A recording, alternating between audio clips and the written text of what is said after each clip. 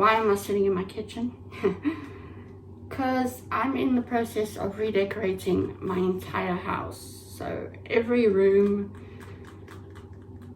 well, let's just say it looks as though a bomb, tornado and tsunami has been through my house all at the same time. Everything is just chaotic while I'm in the process of redecorating. So this is the best area for me to sit right now. And I don't know, you'll probably get a tour of my house as we go through. There are some words that YouTube doesn't like, so I will not say the word, but I will put it up on text into the video so that you still get the point that I'm trying to bring across. What's going to be discussed on my channel is most probably, to most people going through this, of a sensitive nature, and there may be some triggering involved. So what I would say to that is that if you feel overwhelmed, if you feel like it's getting too much, just put the video off and go and get some fresh air, go take a walk, ground yourself first properly.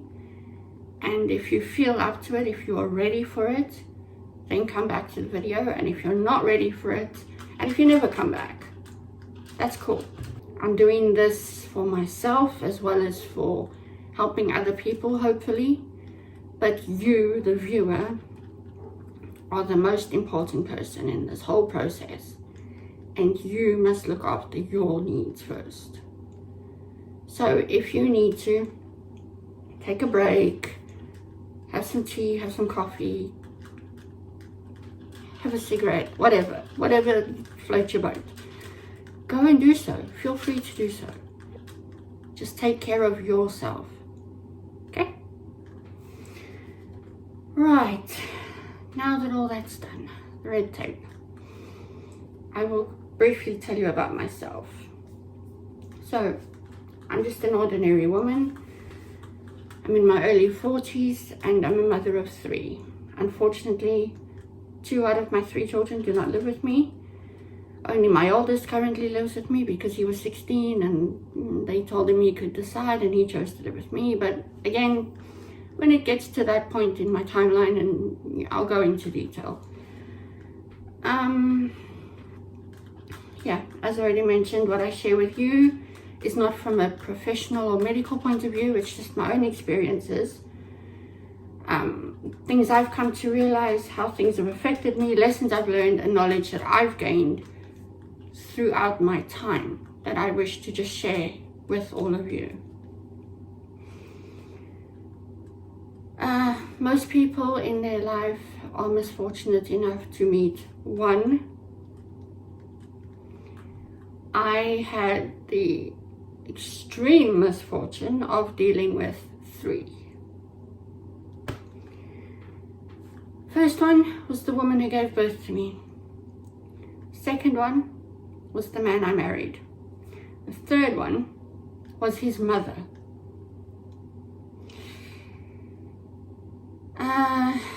Each one of them treated me different, affected me differently. However, the tactic they used and the reason behind what they did was the same. If you break away and get to the reason or the tactic behind what they're doing, that is always the same.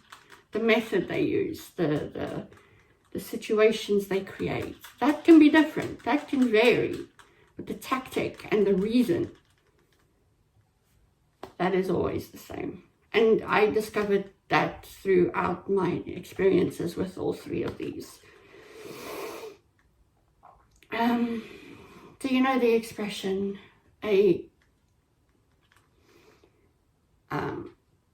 doesn't just destroy your mental stability, they destroy your very soul. And it's true that it takes so much longer for healing from that, because I'm not going to say it's easy to recover from a mental breakdown, because I've been there myself. I've had a mental breakdown, which is why my kids aren't with me anymore. But repairing your soul, repairing who you are as a person, repairing your identity, repairing yourself as a whole, not just your mental ability or stability, but who you are. That takes a long time. To those who are going through it, I mean, don't be hard on yourself. Just give yourself the time that you need. One thing I did learn during my experience, I always tried, obviously I'll go into more detail when the time comes, but I'll quickly touch on this. I always thought that I wasn't allowed, because the had taught me that I wasn't allowed to feel, I wasn't allowed to have emotions and feelings. And I always buried them, I suppressed them, I didn't experience, I didn't face myself in that sense. And it backfired.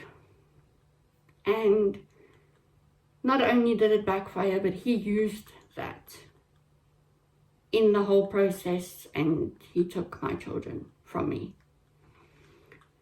But again, we'll get to that when the time comes. Right, so you've probably noticed I'm wearing a mask. And to be honest, I was really debating if I should share this, but in my videos I want total transparency, because I just feel that's the best way. I don't want my audience to feel like I'm keeping secrets. Obviously, my personal life and things that I don't need to share on social media won't be shared. But when it comes to this kind of thing, total transparency is best. So, why am I wearing a mask? So, during the time of my mental breakdown, which I'll go into detail again. I keep saying that, but it's relevant. During the time of my mental breakdown, I didn't care about my self-care at all. I didn't. It wasn't.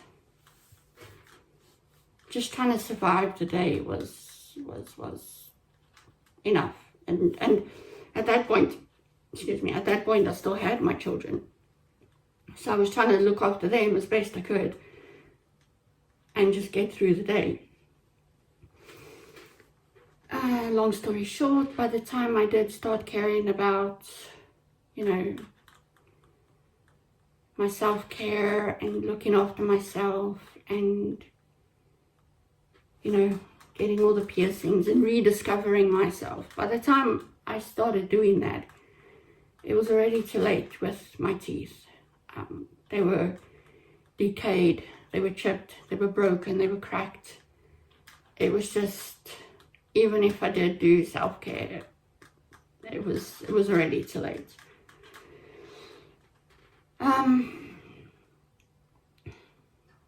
I probably realized that I could no longer eat. It didn't register that I had realized it. So when I started to care, I also started to realize, hey, I can't eat anymore.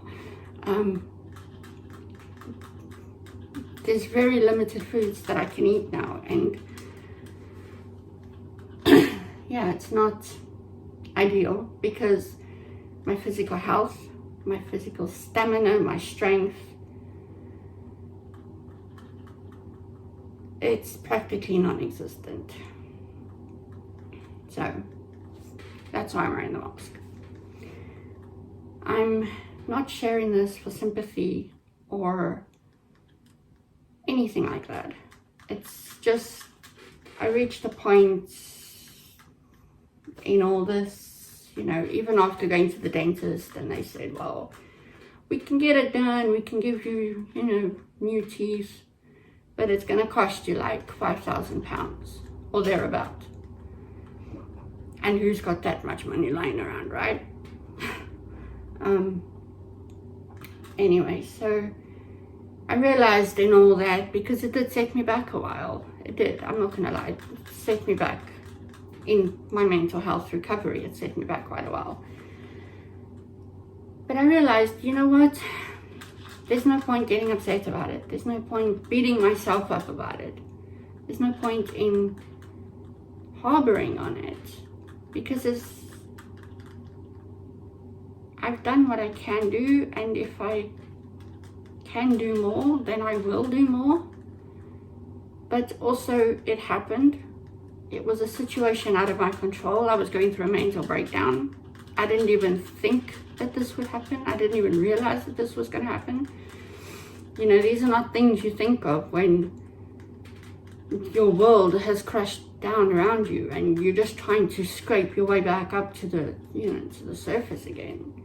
Realizing that rock bottom does have a basement, you know, it's not an easy climb to get back up again. So these things you don't think about, and I can talk about it now because I realize that, yes, I'm not going to go and show my teeth on my channel. I'm not going to take my mask off and show you my horrible, ugly teeth. But I can talk about it because I'm not going to say I'm not ashamed, because I am ashamed. But I'm not going to shy away from the fact. And yeah, it just is what it is. So,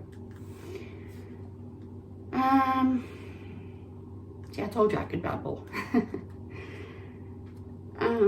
Yes, so before I go though, I was thinking about like what to share and what to touch on before I left, or in this first video, before I get into the timeline, so you speak.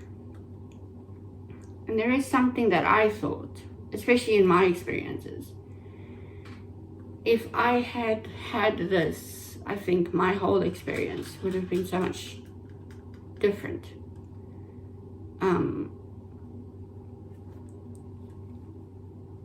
Because going through and experiencing is difficult enough. But when you try and tell somebody about it, and they don't believe you, and they can't think that what you're saying could be true, I think that's much worse. So what I want to talk briefly on is validation. Because if I had had validation during the social services process, during the court case process, during even the beginning when I realized that the past 12 years or thereabout, I had been experiencing, I think my experience and my recovery process would have been a lot better, because I didn't have